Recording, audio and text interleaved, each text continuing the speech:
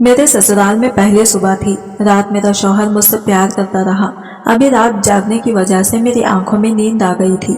शौहर तो मुझसे मोहब्बत करने के बाद वॉशरूम चले गए थे। पानी नहाने के लिए वो पूरी रात जाग के भी नहीं थके थे, लेकिन मुझे तो नींद तारी हो गई थी, इसलिए मैं बेड के ग्राउंड में टेक लगाकर बैठ गई थी। तभी मेरी नज़र शौहर के मोबाइल पर पड़ी, तो वो एक सामने टेबल पर रखा हुआ था। मोबाइल की स्क्रीन ऑन थी, शायद मोबाइल का लाइट जल रहा था, इसलिए मैंने इनका मोबाइल उठा लिया। लेकिन मुझे इन पर कोई भी शक नहीं था। मैंने ऐसे ही मोबाइल को उठा लिया था, और जितनी मोहब्बत इसने मुझ पर निछावर की थी, इसके बाद शक करना नहीं बनता था, क्योंकि इस रात वो मुझसे बहुत ही मोहब्बत से मेरी हर चीज़ छुआ था। मैं मोबाइल में मैसेजेस पढ़ना शुरू कर दिए, और धीरे धीरे मेरे कदमों तले से ज़मीन निकलती रही, क्योंकि शौहर इस मैसेजेस में मेरे पूरे जिस्म की, मैं अपने शौहर के घोड़े जैसे ताकत को सारी रात बर्दाश्त करती रही। इनकी मोहब्बत में इतना जोश था कि मैं पूरी तरह हिल के रह गई थी। मुझे ऐसा लगा जैसे मैं प्यासी हूँ और मेरा शौहर रात को मुझ पर टूट के बरसा था। मुझे सांस लेना भी मुश्किल हो गया था, क्योंकि इनके जोश भरी लबों ने मुझे सांस लेने तक ना दिया था। इसी तरह गुजरी रात के बाद मैं पूरी गुलाब जैसी निखर गई थी, और सुबह मुश्किल से मेरी आंख खुली थी। मैं अंगड़ाई लेते हुए बिस्तर से उठी, लेकिन तभी मुझे नीचे वाले पेट में दर्द शुरू हो गया था। इस दर्द ने तो मेरी जान ही निकाल दी थी। रात को मेरे शौहर ने इस कदर अपना आप मुझ पर किया था कि अब मुझे इस तकलीफ का एहसास हो रहा है। सुहाग रात में क्या क्या होता है इसका मुझे पता तो था, लेकिन ये अंदाज़ा नहीं था कि लड़कियों की इतनी तकलीफ भी होती है।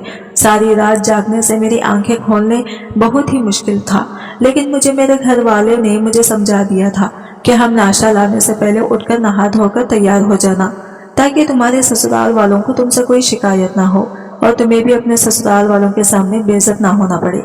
इस वक्त तो मैं भी बहुत शर्मा रही थी, लेकिन मेरे घर वाले सही ही कहते थे। शौहर मुझे शादी के बाद एक होटल के कमरे में ले गए थे, और फिर शाम को मेरे शौहर के घर को जाना था, और मुझे अपने घर वाले आने से पहले अपना कमरा ठीक करना था, क्योंकि रात को जैसे मेरा शौहर मुझसे वो सब कर रहा था, तो कमरे की हालत मेरी तरह ही हो गई थी। बेडशीट नीचे पड़ी थी और चारों तरफ फूल बिखरे पड़े थे। मेरा दुल्हन का जोड़ा भी एक तरफ सोफे पर पड़ा हुआ था, जबकि मैं अभी सुर्ख नाइटी में पड़ी हुई थी। शौहर तो वॉशरूम में था और पानी गिरने की मुसलसल आवाजें आ रही थी, लेकिन मुझे मेरे शौहर कल वाला तस्वुर याद करके ही मेरे चेहरे पर मुस्कुराहट आ गई थी। बड़ी मुश्किल से मैंने बेड के कोने पर टेक लगाकर बैठी थी। मेरा पूरा बदन थकन से चूर था। जैसे ही मेरा हाथ अपनी गर्दन पर गया तो मेरे शौहर की लोबाइट के निशानात मौजूद थे। मैं शर्मा गई थी। मैं अक्सर अपनी दोस्त फरहीन की गर्दन पर ये निशान देखी थी, जो कि वो शादीशुदा थी, लेकिन इस वक्त मुझे मालूम नहीं था कि ये निशान किस तरह पड़ते हैं। लेकिन रात में मेरा शौहर ये निशान छोड़ते हुए मेरे कान में सरगोशी की थी, तो मैं इसे सुनकर शर्मा गई थी। अपना आप अपनी मर्जी से किसी के सुपुर्द करना और अपनी जिंदगी इसी को मान लेना, ऐसा खूबसूरत एहसास शायद शादी के बाद ही होता है। मेरी आंखें रात के उस गुजरते हुए लम्हों को याद कर रही थी कि जब मेरी नज़र एक टेबल पर पड़ी जहां पर मेरे शौहर का फोन रखा हुआ था और स्क्रीन रोशन हो रहा था। शायद मेरे शौहर किसी से बात करते करते वॉशरूम में नहाने के लिए चले गए थे। मैंने जैसे ही फौरन फोन उठाया तो मैसेज आते ही जा रहे थे। मेरे दिल में हरगिज़ भी मेरे शौहर के वास्ते कोई शक नहीं था। मुझे अब इनसे बेइंतहा मोहब्बत हो गई थी, लेकिन मुझे लगा कि शायद किसी को मेरे शौहर से ज़रूरी बात करनी होगी, और यही सोचकर मैं मैसेज को पढ़ना शुरू कर दिया था। लेकिन मुझे नहीं पता था कि ये मैसेजेस मेरी दुनिया उजाड़ कर रख देंगे। जैसे जैसे मैंने इन मैसेजेस को पढ़ना शुरू किया तो वैसे वैसे मेरे कदमों से ज़मीन खिसकती जा रही थी। मैंने अपने आप को गिरने से बचाया था। ये मेरे होश और हवास में भी नहीं था, लेकिन मैं जल्दी ही अपने होश में आकर अपना लिबास तब्दील किया और अपना फ़ोन उठाकर कमरे से बाहर आ गई थी। कुछ वक्त बाद मैंने होटल से निकल गई थी और गिरती पड़ती सीधे टैक्सी की तरफ गई। मुझे देखकर टैक्सी वाला भी हैरान हो गया था। मैं दुल्हन थी, मेरे हाथों में मेहंदी भर भर के थी और चेहरे पर मेकअप मिटा मिटा हुआ सा था। मैंने फौरन टैक्सी वाले को चलने को कहा था, तो इसने फौरन गाड़ी स्टार्ट की और भगाना शुरू किया। मैं बस फूट फूट कर रो रही थी। जो मैसेजेस मैंने पढ़े थे, इसके बाद उस इंसान के साथ रुकना मेरे लिए मुश्किल हो गया था, लेकिन मेरे आगे की ज़िंदगी इससे भी ज़्यादा मुश्किल हो गई थी। लेकिन मुझे वापस अपने घर जाके अपने शौहर की सच्चाई बतानी थी, जिसे मैंने मोहब्बत करके शादी की थी। لیکن میں اس محبت کے چکر میں کس کھائی میں گر گئی تھی جہاں سے اٹھنا میرا مشکل تھا۔ یہ تو میں جانتی تھی کہ لوگ محبت میں پاگل ہو جاتے ہیں، کہ ان کو صحیح اور غلط کا کچھ پتہ نہیں ہوتا، لیکن میرا خاموش رہنا بھی بہت ہی خطرناک تھا۔ مجھے ہوٹل سے نکلے 5 منٹ ہی گزرے تھے کہ سلمان کی کالز آنے لگی تھی۔ میرا پورا جسم کپ کپانے لگا تھا۔ سلمان شاید واش روم سے نکل گئے تھے اور مجھے کمرے میں نہ پا کر وہ گھبرا گئے ہوں گے، لیکن اب مجھے ہمت نہیں تھی کہ سلمان کا کال ریسیو کر کے سلمان سے بات کرنے کی۔ میں بس یوں پلوں کو یاد کر رہی تھی جو میں نے سلمان کے ساتھ کل رات سب کچھ بھول کے اپنے آپ کو سلمان کو سونپا تھا، اور پھر آج یہ سب، یہاں تک کہ میری زندگی اس کے ساتھ جڑی ہوئی تھی۔ فون بج کر بند ہو گیا تھا۔ میں نے جلدی فون کو سوئچ آف کر دیا تھا۔ 1 گھنٹے کے بعد میں اپنے گھر کے باہر آ کر کھڑی ہوئی تھی۔ اب میری بہن اس حالت میں مجھے دیکھ کر ہکا بکا رہ گئی تھی اور اپنی بڑی بہن کے گلے لگ کر پھوٹ پھوٹ کر رو رہی تھی۔ میں نے پورا واقعہ اپنی بہن کو سنا دیا تھا۔ یہ سب میرا بھائی کھڑے ہو کر سن رہا تھا۔ اس کے بعد جو کچھ ہوا میری زندگی کو بدل کے رکھ دیا تھا، کیونکہ میرے بھائی نے سلمان کی میری پہلی ملاقات ہمارے دفتر میں ہوئی تھی۔ وہ بے حد خوبصورت اور ہینڈسم لڑکا تھا اور دفتر ہر لڑکی اسے ہی دیکھ رہی تھی اور میں بھی اسے گھور گھور کر دیکھ رہی تھی، لیکن میں نے اسے ظاہر ہونے نہیں دیا تھا کہ میں بھی اس پر فدا ہو گئی ہوں۔ باس نے مجھے آ کر کہا کہ میں سلمان کو کمپنی کے طور طریقے بتا دوں۔ ویسے تو سلمان کافی پڑھا لکھا تھا، لیکن ہمارے دفتر میں وہ نیا تھا، اس لیے باس نے یہ ذمہ داری مجھے دی تھی۔ باس کی یہ بات سن کر میرے تو دل میں لڈو پھوٹے تھے۔ اسی پر مجھے ایسا لگا کہ وہ کچھ دوسرے لڑکوں سے کچھ الگ تھا اور وہ محنتی انسان تھا، ہر وقت وہ محنت سے کام کرتا۔ میری اسی دن سے اس کے ساتھ میری اچھی دوستی بھی ہو گئی تھی۔ دفتر کی ساری لڑکیاں مجھے قسمت والی سمجھ رہی تھی، جو کہ وہ ساری لڑکیاں سلمان کو دیکھ کر دور سے آہیں بھر رہی تھی۔ اگلے دن سے وہ دفتر کا سارا کام سمجھ کر پورا کر رہا تھا، لیکن میری دوستی بھی اس کے ساتھ بڑھتی چلی گئی تھی۔ سلمان کے ساتھ میری باتیں ہی ختم نہیں ہوئی تھی اور اس کے ساتھ رہ کر ٹائم کا کچھ پتہ ہی نہیں چلتا تھا۔ پھر ہمارے فون نمبرز ایک دوسرے کو مل گئے تھے تو ہماری باتیں اور زیادہ بڑھتی چلی گئی اور ہماری دوستی حد پار کرتی چلی گئی۔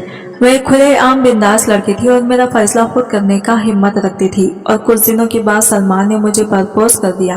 شادی کے لیے تو میں اسے انکار نہیں کر پائی، لیکن میں اس کے گھر والوں کے بارے میں جاننا چاہتی تھی۔ لیکن سلمان مجھے اس کے گھر والوں کے بارے میں کچھ نہیں بتایا تھا، بس اس نے مجھے اتنا کہا تھا کہ وہ اپنے والدین سے لڑ کر آیا ہے، جس کی وجہ سے اس نے اپنا گھر چھوڑ دیا تھا اور اب ان سے کبھی نہیں ملنا چاہتا۔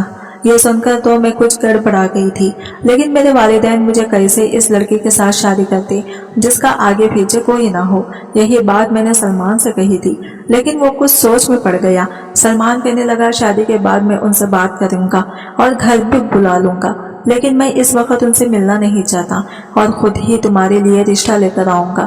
جب یہ بات میں اپنی بہن اور بھائی کو بتائی، یہ سنتے ہی وہ لوگ خاموش ہو گئی۔ کہنے لگے ہم کیسے ایسے انسان سے تمہاری شادی کریں گے جس کا آگے پیچھے کوئی نہیں، اور خود کے والدین سے وہ اتنا گھسا رہے گا تو کیا شادی کے بعد تمہیں خوش رکھے گا؟ کیا میں نے جیسے تیسے بھائی کو منا لیا تھا، کیونکہ میں سلمان سے بہت محبت کرتی تھی، اور ایسے ہی اگلے دن سلمان اپنے دوست کے ساتھ رشتہ لے کر میرے گھر آ گیا۔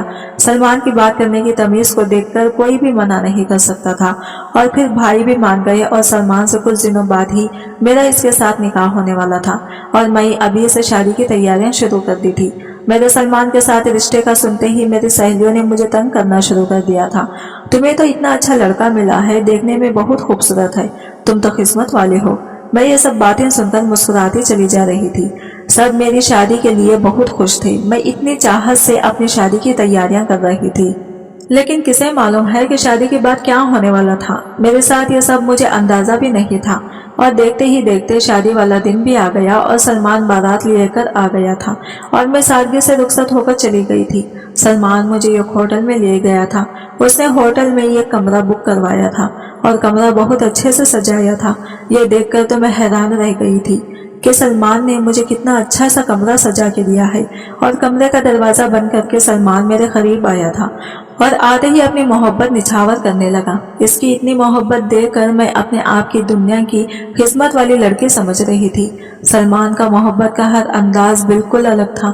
سلمان نے خود ہی میری جویلری اتاری تھی اور میری بلاؤز کی ڈوری کھولی تھی، اور اس کی انگلیاں میری کمر پر کھیل رہی تھی اور اپنی بے پناہ محبت اظہار کر رہا تھا، اور وہ مجھ پر حاوی ہوا तो मुझे कुछ पता ही नहीं चला।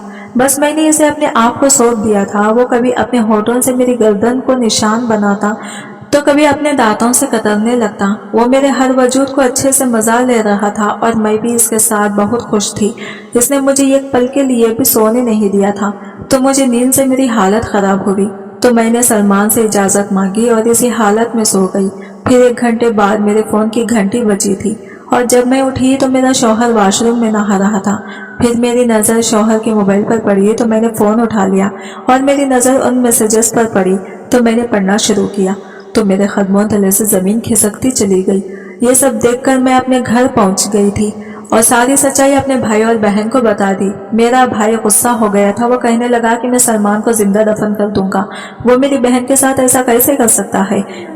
मैं अपने भाई को मना कर रही थी कि वो सलमान मेरे भाई के साथ कुछ भी कर सकता है। मैं रो रो कर अपना बुरा हाल कर लिया था। मुझे अभी समझ नहीं आ रहा था कि मेरे साथ ये सब क्या हो गया। सलमान से तो मैंने बेइंतहा मोहब्बत की थी और इसने ही मुझे इतना बड़ा धोखा दिया था। सलमान के दोस्त पर उसके दोस्त के मैसेज पढ़कर मेरी दुनिया पलट दी थी कि गुजरी रात की भाभी की वीडियो बहुत ही आग लगा देने वाली है। तेरी और भाभी की सुहागरात देखने के बाद हमसे एक पल का भी सब्र नहीं हो रहा। फिर इसका अगला मैसेज आया कि मैं भाभी की अच्छी खासी कीमत पर फरोख्त करूंगा। अगर तुम्हारा भर गया हो तो इसे अपना अड्डे पर ले आना और हम बाकी के दोस्त इसके साथ सुहागरात मनाएंगे और इसकी वीडियोस भी बनाएंगे। वो बिल्कुल मासूम थी। वो तुम्हारी हर बात में आ जाएगी और तुम इसे भला फुसलाकर अपने अड्डे पर ले आना। मैंने जल्दी इसके सारे मैसेज पढ़े और वो मुझे वीडियो भी मिल गई थी और इसे मैंने जल्दी से डिलीट कर दिया और मैं फौरन इस कमरे से बाहर निकल गई थी।